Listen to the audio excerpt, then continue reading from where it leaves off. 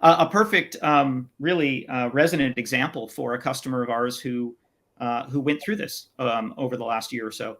The challenges again, as we mentioned, were a reliance on manual CMDB data. So this was a customer who knew they needed to automate this process better, but they had the bane of many operators, Excel spreadsheets, Google Sheets, stale databases, and then other challenges when they were trying to describe Ben, again talking about the service, when and trying to decompose that service. The trouble was, trying to link the manual CMDB data with something that was accurate enough to make decisions around. And then finally, the real purpose for this particular bank around driving all of this data was to be able to make policy decisions.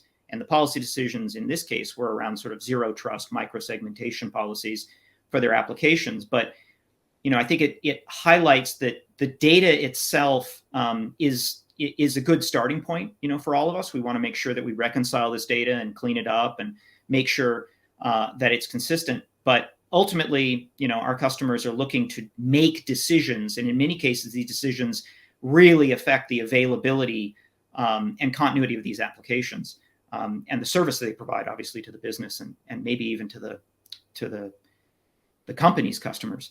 And so, tackling that with this customer was, as we mentioned, continuously update the CMDB, right? Make sure that it's fed with the right information, but also take that loop of value where we were discovering unknowns, parts of their application environment. Ben, you mentioned this earlier, right? Especially as customers move to cloud or attach things in cloud, that distributed responsibility creates drift.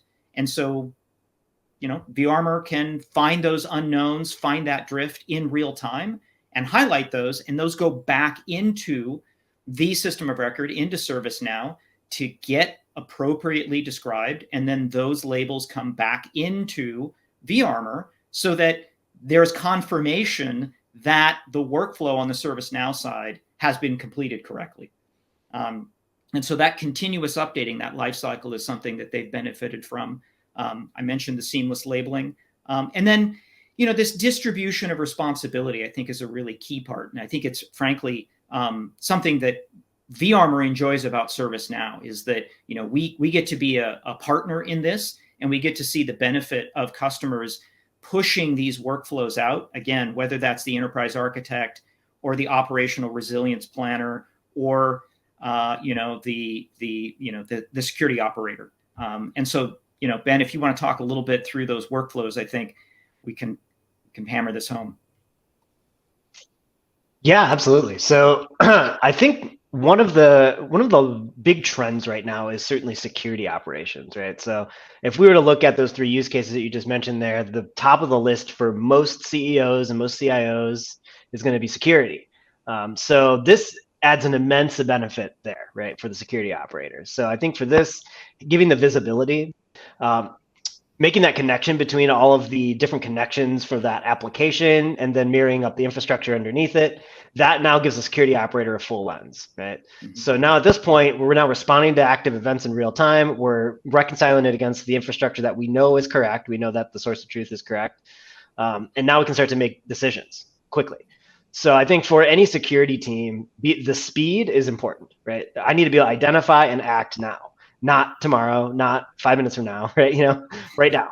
So that's one of the key pieces that ServiceNow itself, we don't have any, of these tools that can go in, probe the networks and discover and monitor. What we do is we discover assets through our ITOM products, and we assimilate a single data model underneath our CSDM, or Common Services Data Model, I should say.